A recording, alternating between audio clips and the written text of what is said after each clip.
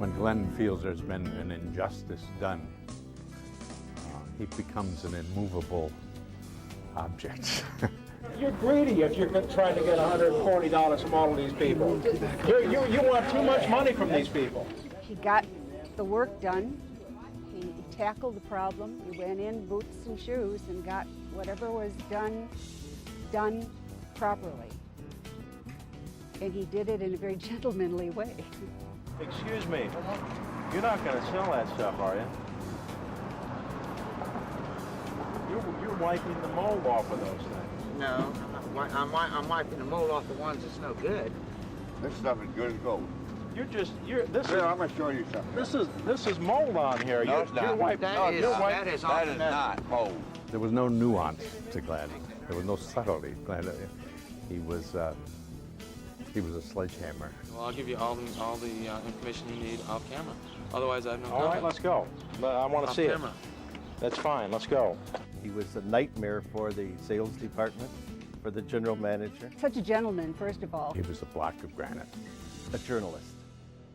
When you've been a print journalist and then you get into television, it's just, you can just tell a story so well, I mean, with a camera, and you start to write differently and you get people's emotions.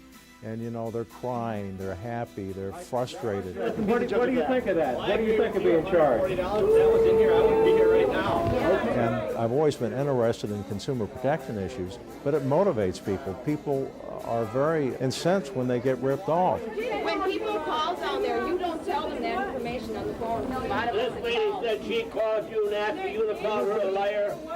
So they make great stories, and in helping one person, you help thousands of other people. From the day he walked into Channel 11, having no television news experience whatsoever, he picked up the microphone and went after people. Well, it's gas in there, man. I can smell that. That's gas. You said you had alcohol in there. Yes, I do. And, he never changed. He never became polished. He never became sophisticated. He never became pretty. You have a problem? Write to me, Glen Loyd, at box 77. He was just a bulldozer.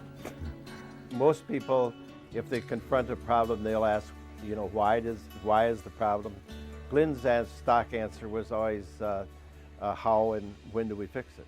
It smells horrible in Green Bay today. One of the stories that I really remember about Glen is that he took the 7 biggest employers in Green Bay to court and over environmental concerns.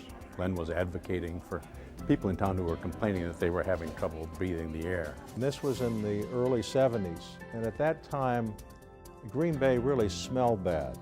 The DNR had a law that you could use back then, and you could file a number of polluters. So I personally sued 6 major polluters in Green Bay, a couple meatpacking plants, several paper companies, and it was called the stench hearings. And I was there the day that Glen walked into court with his one little lawyer and walked into a court that was where these 7 big corporations were with maybe 24 expensively suited lawyers, and Glen faced them all down and won a consent decree from each of them to cut their air emissions and improve the air quality in Green Bay. I was astounded. I was terrified and in awe. I mean, he made me a stronger man just by his resolve. When I find somebody that's ripping off the public, I want people to see them. So I've always taken the camera out and given them the opportunity to give their side of the story. It was kind of like having your own little 60 Minutes right here in Green Bay.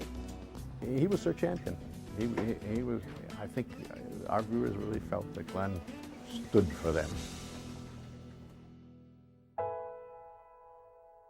Glen had a huge heart, and yeah, I think any number of times he would see a story in which somebody was really hurting or in need, and you know, he was just single-minded. When he locked onto something, there was just absolutely no letting go until he met that need. This is the best thing I ever done in my whole life. You can't have an investigative story every night So I did a lot of human interest stories to fill in. There's such wonderful stories to tell on television that you really get addicted to it. I just think Glen is one of a kind. You know, he stands out as, I think, an icon for just courageous, straightforward journalism. Advocacy journalism, certainly, but just a courageous, unvarnished integrity. I think that he stands out among all Wisconsin broadcasters for that.